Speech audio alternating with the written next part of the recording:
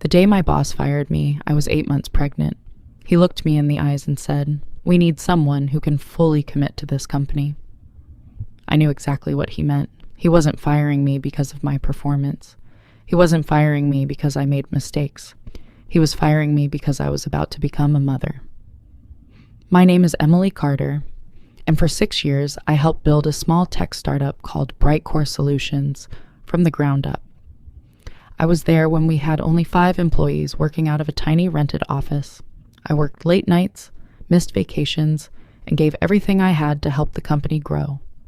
My boss, Daniel Brooks, always told me, "Emily, you're the backbone of this company." But the moment I became pregnant, his attitude changed.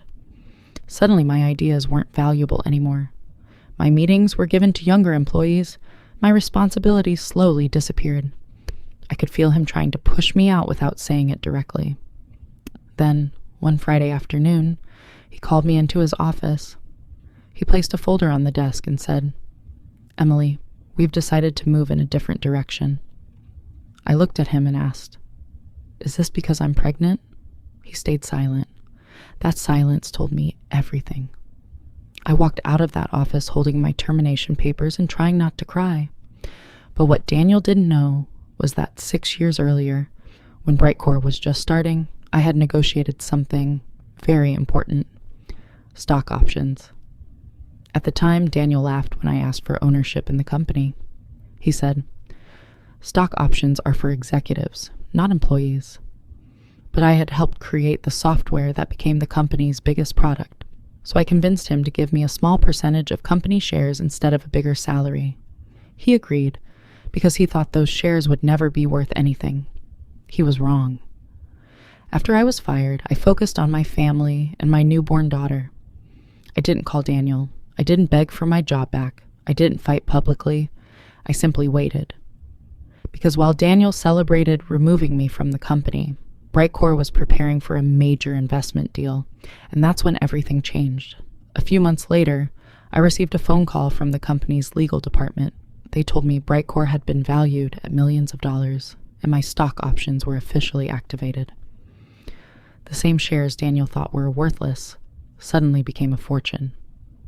But that wasn't the only surprise. During the investment review, the new investors discovered something Daniel had been hiding. He had taken credit for several innovations that were actually created by my team and me. The investors weren't happy. They questioned Daniel's leadership and his decision to fire one of the company's most valuable employees right before a major deal. Within weeks, Daniel's reputation started falling apart. The man who thought he could replace me realized the company's success was built on the people he pushed away.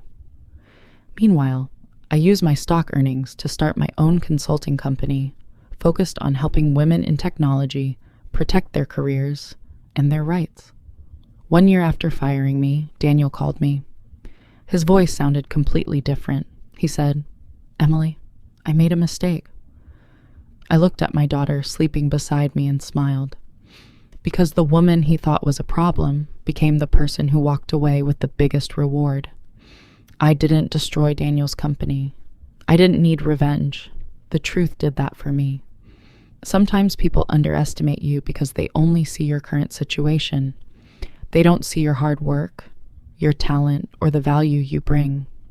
Daniel fired me because I was becoming a mother, but he never realized he was also creating the woman who would become stronger, independent, and impossible to